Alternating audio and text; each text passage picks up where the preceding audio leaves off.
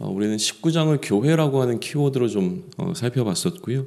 20장은 예배라고 하는 키워드로 좀 묵상을 했었습니다. 그러니까 19장에서 하나님께서는 광야 교회를 좀 세우시고 또 이스라엘 민족에게 광야 교회로서 그 제사장의 역할을 맡겨주셨죠. 그러니까 제사장의 역할이라고 하는 것은 결국 하나님을 예배하는 자가 되어지는 것, 또 이 이스라엘로 하여금 온 세상이 하나님을 예배할 수 있도록 돕는 역할을 하는 것.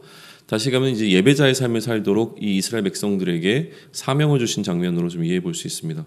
마찬가지로 이러한 이제 예배자의 삶이라고 하는 것은 결국은 순종의 삶이 되어지는데, 그러니까 하나님의 말씀이 옳다라고 하는 것과 그 말씀을 옳음으로 따르면서 하나님의 그 언약을 믿는 믿음으로 살아가는 것, 이것이 예배자의 삶이라고 정의를 좀 내려주셨던 것이죠. 그러한 이들에게 예배자를 사는 이스라엘 백성들이 가장 먼저 받아야 되는 말씀이 십계명이었던 겁니다.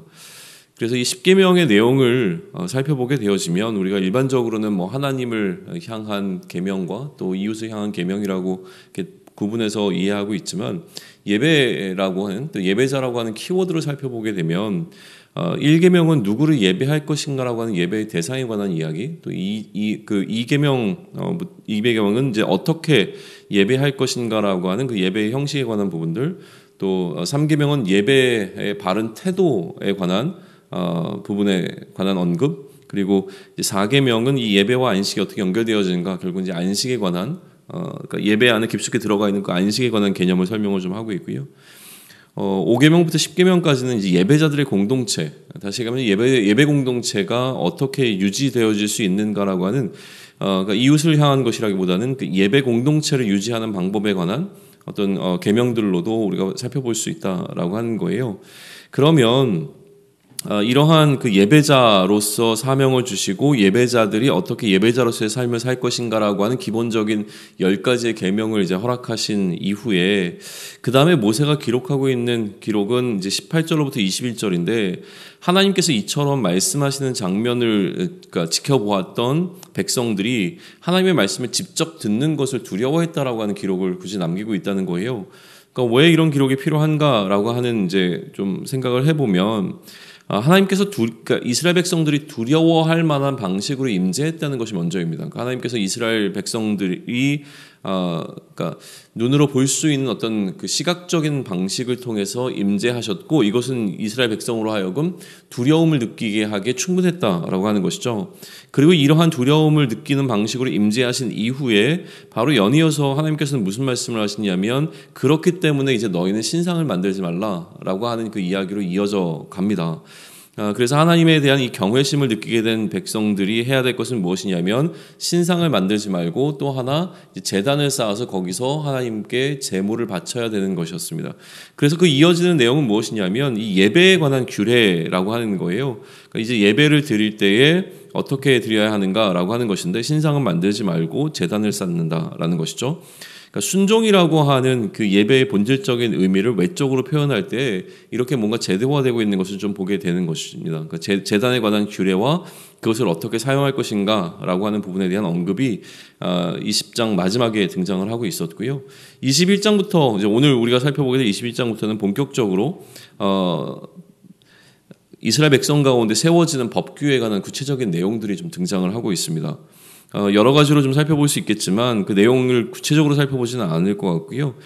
어떠한 방식으로 기록되고 있는가에 좀 집중하면서 보겠습니다. 먼저 등장하는 그 이야기는 종에 관한 이야기가 먼저 등장을 합니다. 그래서 종에 관한 이야기가 2절로부터 11절까지 이어지는데 두 파트로 또 나누어 볼 수가 있어요. 첫 번째는 남종에 관한 이야기입니다. 2절부터 6절까지는 남종에 관한 이야기, 그리고 7절부터 11절까지는 여종에 관한 언급이 좀 등장하고 있는 것을 보게 되어져요. 자, 왜 예배 공동체에 대한 어떤 규례를 좀 만드시면서 그 뒤에 종에 관한 규정을 바로 연이어서 하고 있는가라고 하는 부분이에요. 그러니까 예배 공동체에 관한 어떤 정체성에 관한 언급을 좀 하시고 난 이후에, 그리고 난 다음에 이들의 그 종이었던 이들의 이전 정체성에 관한 것을 좀 다시 한번 돌아볼 수 있는 규례를 지금 세우고 계신 게 아닌가라는 생각을 하게 되어집니다. 뭐냐면 지금 하나님께서는 종이었던 이스라엘 백성들, 그러니까 애굽의 종이었던 이스라엘 백성들을 광야로 이끌고 나와서 교회로 세우시면서 이 교회를 예배 공동체가 되게 하셨죠. 그러다 보니까 이전에 이제 애굽에 있었던, 애굽에서 그들이 따랐던 어떤 질서와는 전혀 다른 방식으로 이 공동체가 유지되어야 하는데, 그들이 종되었을 때 받았던 어떤 그 대우와는 전혀 다른 방식으로 그들도 이제 자신들의 종들을 좀 다뤄야 한다는 것이죠. 그러니까 나중에 이제 또 등장하게 되어지는데, 그들이 나그네로 있었기 때문에 나그네를 대할 때는 특별한 관심과 또 특별한 관점으로 이들을 대해야 된다라고 하나님께서는 이 말씀을 계속 하세요.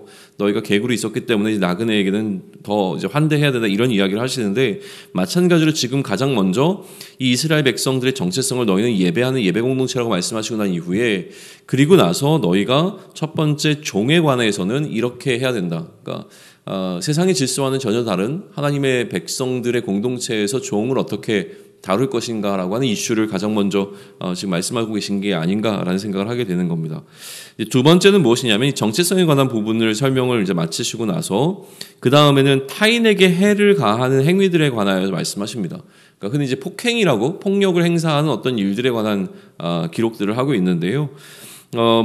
가장 먼저 등장하는 것은 그 사람을 쳐서, 그러니까 폭행을 통해서 살인을 행한 경우, 그러니까 죽인 경우에 관한 이야기를 합니다. 그런데 이러한 이제 살인을 행한 경우도 두 가지로 나눠지게 되는데, 13절은 고의가 아닌 경우에 관한 기록이고요. 14절은 고의로 사람을 죽인 경우에 관한 법규가 좀 등장을 하고 있습니다. 그리고 고의 유무와 상관없이 반드시 죽여야 하는 경우도 있는 거예요. 그러니까 폭력을 행사했을 때, 아니면 그 폭력과 유사한 어떤 행동을 했을 때 반드시 죽여야 하는 것들에 관해서, 죽여야 하는 그 상황들에 관해서 15절, 16절, 17절에서 이야기를 하고요. 그리고 폭력을 행사했지만 그 상대방이 죽지 않은 경우에는 어떻게 할 것인가에 관한 내용이 18절과 19절에 기록이 되어져 있습니다. 그리고 만약에 쳐서 죽였는데 그 죽인 대상이 종인 경우에는 어떻게 할 것인가에 관한 기록을 또 하고 있는데요. 이것도 두 가지로 나눠집니다. 20절에서는 쳐서 죽인 대상이 종인데 이 종이 바로 죽은 경우와 또 이 종이 바로 죽지 않은 경우에 관해서 두 가지로 나눠서 설명을 좀 해주고 있는 것이죠. 그래서 하나님을 향한 어떤 예배에 관한 이야기를 먼저 하고요. 그러니까 예배자로서의 정체성에 관한 이야기를 이제 먼저 하고, 그리고 이제 예배를 드림에 관한 그러니까 예배를 드림에 관한 부분을 먼저 언급하고, 그다음에 정체성을 다시 한번 세운 이후에 그다음에 말씀하고 계시는 것은 무엇이냐면 공동체 멤버들에 관한 어떤 안전에 관한 이야기를 좀 하고 계시는 것이죠.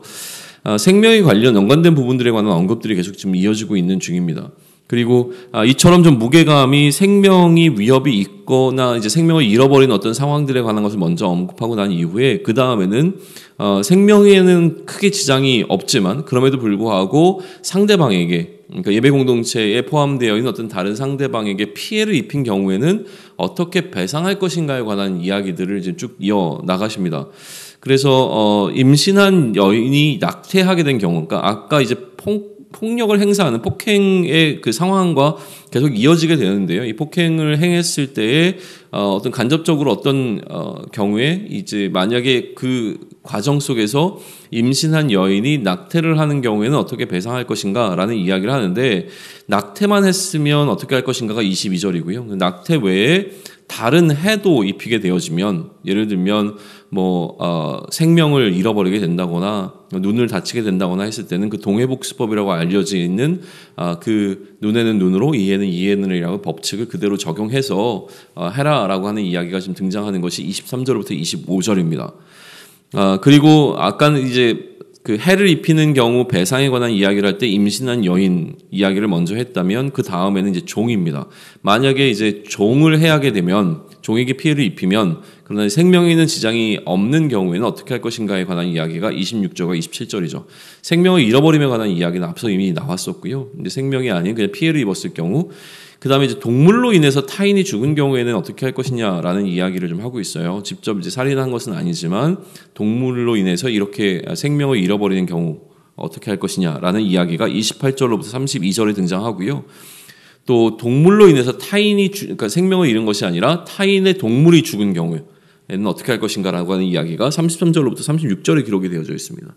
근데 여기서 좀 강조되는 것은 무엇이냐면 이제 소가 사람을 치거나 아니면 소가 다른 동물을 이제 죽이는 경우인데, 근데 가장 좀 비중 있게 다뤄지는 것은 무엇이냐면 원래 이러한 소가 들이받는 버릇이 있는 것을 알고도 그 임자가 그것을 관리하지 않았을 경우에는 이것에 대한 어떤 배상이 훨씬 더 막 중해진다라고 하는 것을 좀 보게 되어진다. 알고 행하는 것과 모르고 행해진 어떤 이 일을 좀 구분해서 이야기하고 계시는 것을 우리는 또 보게 되는 겁니다. 앞서 봤을 때 이제 고의성이 있느냐 없느냐의 차원에서 나뉘는 것과 같은 개념이 등장하고 있는 것을 보게 되어집니다.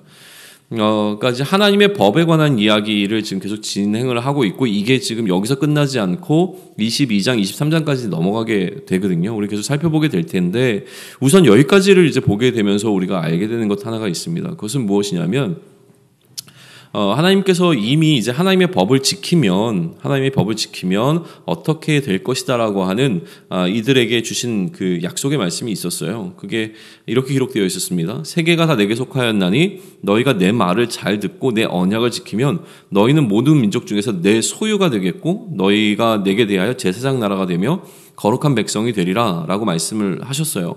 그러니까 하나님의 소유가 되고 하나님의 제사장 나라가 되며 하나님의 거룩한 백성이 되기 위해선 하나님의 말씀을 잘 듣고 하나님의 언약을 지켜야 하는 것이죠. 그렇기 때문에 지금 이제 하나님께서 이스라엘 백성들에게 무언가 법도를 말씀하고 계실 때 우리의 관심은 무엇이냐면, 이 법도를 잘 지키면 우리가 하나님의 백성이 되고 하나님의 제사장 나라가 되며 하나님의 소유가 되겠구나라고 하는 것을 의도치 않아도 그렇게 바라볼 수밖에 없는 것이죠.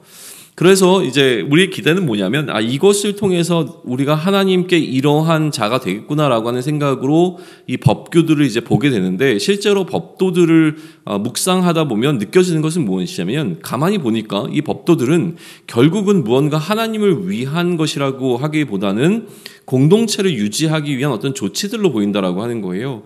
이 예배 공동체를 만드시고 이 예배 공동체가 이 공동체로서 유지되기 위하여 서로 간에 어떠한 태도로 서로를 대해야 되는가, 또 이 서로에게 해를 입히지 않거나 또 생명을 잃어버리지 않게 하기 위해서 해야 될 것은 무엇인가라고 하는 것들에 관한 이야기가 지금 등장하고 있는 것처럼 보인다라고 하는 거예요. 그러면 이런 질문을 던져볼 수 있습니다. 하나님께서는 무엇보다 하나님의 법도를 세우실 때 공동체가 유지될 수 있도록 하기 위한 것에 이제 큰 관심을 갖고 계시는 것이 보여지는 거죠. 그럼 공동체가 유지되어야 되는 이유가 있을 거 아니겠어요? 이처럼 공동체가 다툼을 통해서거나 서로 이제 살인을 행하는 어떤 행위들을 통해서나 아니면 서로에게 피해를 주는 어떤 방식으로 그러니까 공동체가 운영되어짐으로 말미암아 공동체가 굴러가면 안 되는 이유가 분명히 존재해야 된다는 것이죠. 그게 무엇인가라고 했을 때는 다시 우리가 또 원점으로 돌아가 볼 수 있다는 생각을 하게 됩니다. 뭐냐면 이처럼 공동체가 유지돼야 되는 이유는 하나님께서 이 공동체에 부여하신 그 사명을 잘 감당하기 위해서라고 하는 초반의 이야기로 다시 돌아가 볼 수 있는 것이죠. 그럼 이 공동체가 유지되면서 계속해야 되는 이들에게 맡겨진 사명은 무엇인가라고 했을 때 이것은 바로 제사장의 사명이었다는 거예요. 그러니까 결국 공동체의 질서가 무너지면 우리가 뭔가 재산적인 피해를 입거나 아니면 우리에게 뭔가 불이한 일들이 생기기 때문에 하나님께서 이런 법규를 세웠다기보다 더 우선적으로 우리가 먼저 고민할 것은 무엇이냐면, 이러한 공동체의 질서가 무너지게 되어지면 그러면 결국 무너지게 되는 것은 이들이 제사장 나라로서의 역할을 잘 감당할 수 없다는 것이고, 이것이 잘 감당이 안 되면 결국 무너지는 것은 예배라고 하는 것이죠. 그러니까 오늘 살아가는 이 시대의 교회를 바라봐도 마찬가지입니다. 교회 안에 이러한 하나님께서 세우신 공동체의 멤버들을 향한 어떤 질서들이 무너져 내리기 시작하면 결국은 교회가 흠이 생기게 되고, 이 교회가 세상을 향하여 제사장 나라의 역할을 감당을 못하게 되는 거죠. 더 이상 복음을 전할 때에 세상이 복음을 듣지 않고 예배로 초대할 때에 세상은 전혀 반응하지 아니하는, 왜냐하면 이 공동체 내부적인 문제들이 너무나 악해졌기 때문이라고 하는 것을 우리는 보게 되어지는데, 그러다 보니 지금 하나님께서 굉장히 공들이시고 있는 것은 무엇이냐면 이스라엘 백성들을 교회로, 광야 교회를 세우시고 예배 공동체로서 제사장 나라의 사명을 맡기신 이후에 이 사명을 잘 감당하게 하기 위해서 이들이 공동체 안에서 어떤 질서를 유지해야 될 것인가, 서로를 향하여 어떤 태도를 보여야 될 것인가라고 하는 이 법규를 세우고 계시는 장면으로 우리는 이해해 볼 수 있다라고 하는 겁니다. 교회 안에, 우리 공동체 안에 질서가 세워져야 하는 이유는 근본적으로 하나님을 예배하기 위함에 있다라고 하는 사실을 다시 한번 기억하면 좋겠습니다.